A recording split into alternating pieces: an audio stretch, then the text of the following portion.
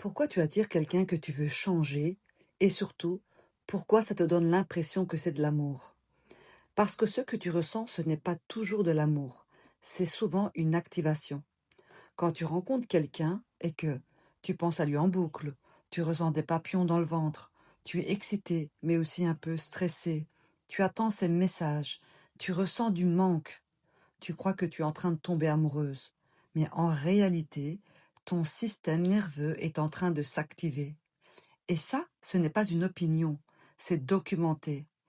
Des chercheurs comme Helen Fisher ont montré que l'état amoureux active le circuit de la dopamine, désir et récompense, les zones liées à l'addiction et des zones liées à l'incertitude et à la vigilance.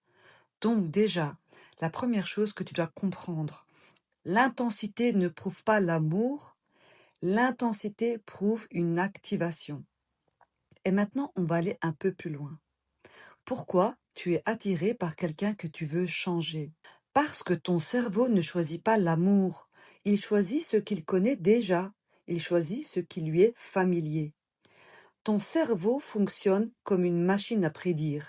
Des neuroscientifiques comme Carl Friston expliquent que ton cerveau ne cherche pas le bonheur, il cherche la cohérence avec ce qu'il connaît déjà. Donc, si dans ton histoire tu as appris que l'amour égale instabilité, l'amour égale incertitude, l'amour égale quelque chose à mériter, l'amour égale quelque chose à réparer, alors ton cerveau va chercher quelqu'un qui correspond à ce modèle. Pas parce que t'es bête, ni parce que t'as un problème, parce que ton système est cohérent. Et là, quelque chose de très subtil se passe. Tu ne tombes pas amoureuse de la personne en question, tu tombes amoureuse d'un schéma que ton cerveau reconnaît. Et ce schéma, il vient d'où? Il vient de ce qu'on appelle l'attachement. Les travaux de John Bowlby montrent que tes modèles d'attachement créent une carte de l'amour dans ton cerveau. Mais cette carte, elle n'est pas stockée comme un souvenir classique. Elle est stockée sous forme de mémoire implicite, c'est-à-dire que tu ne t'en souviens pas, mais tu la rejoues quand même. Et c'est là que tout devient logique. Tu rencontres quelqu'un qui ne te rassure pas totalement, qui est parfois distant, qui te fait douter ou qui n'est pas vraiment disponible. Et là, ton système s'active, ton cœur s'accélère, ton attention se focalise, tu veux comprendre, tu veux réparer, tu veux améliorer, tu cours carrément après. Et là, tu te dis, je suis amoureuse. Mais en réalité, tu es simplement en train de revivre une ancienne dynamique. C'est exactement ce que décrit Bessel van der Kolk.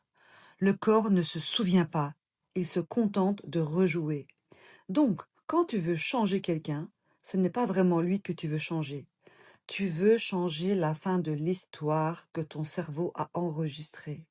Tu veux que cette fois, on te choisisse, on te rassure, on t'aime concrètement, que ça fonctionne enfin. Sauf que tu ne peux pas réparer une mémoire ancienne avec quelqu'un qui reproduit le schéma. Et c'est pour ça que tu restes bloqué. Parce que plus tu essaies de changer l'autre, et plus tu renforces la boucle, le cercle vicieux. Et en plus, tu te détruis toi-même au passage dans le processus. Pourquoi? Parce que vouloir changer quelqu'un envoie un message implicite. Tu n'es pas suffisant comme tu es. Et ça va déclencher de la résistance, du retrait et même de l'agressivité. Donc, plus tu veux de l'amour, plus tu obtiens de la distance. Et là, ton système s'active encore plus. C'est une boucle parfaite. Maintenant, on arrive au point le plus dérangeant. Pourquoi ça te semble si difficile de partir? Parce que ce type de relation crée une addiction émotionnelle, que ton cerveau libère de la dopamine, anticipation, et de l'ocytocine, attachement. Donc, même si la relation te fait souffrir, ton corps s'y attache.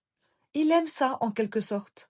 C'est exactement le même mécanisme que dans une addiction. Et c'est pour ça que tu restes, même si tu as mal, parce que ton système est engagé. Mais maintenant, on va aller encore plus loin. Est-ce que l'amour le vrai ressemble à ça?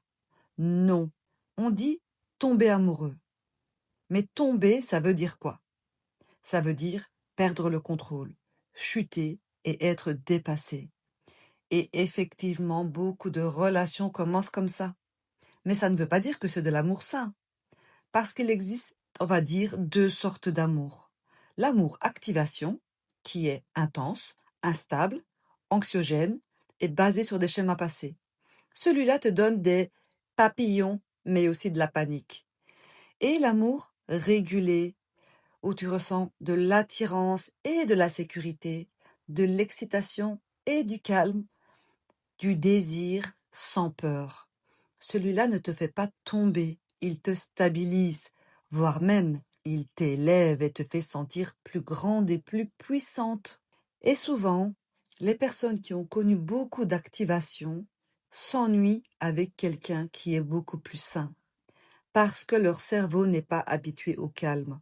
Donc, elles confondent la paix et l'intensité. Elles considèrent inconsciemment que la paix est une absence d'amour et que l'intensité est de l'amour, alors que c'est souvent l'inverse. Et c'est là que tout change. La vraie question n'est pas est-ce que je suis amoureuse? La vraie question est qu'est-ce que cette relation active en moi? Est-ce qu'elle active de la peur, du manque, de l'insécurité ou de la stabilité, de la clarté et de la puissance tranquille? Parce que le jour où tu n'as plus besoin de réparer, tu n'es plus attiré par quelqu'un que tu veux changer. Et c'est ça le vrai changement. Ce n'est pas changer l'autre, c'est changer le système qui choisit.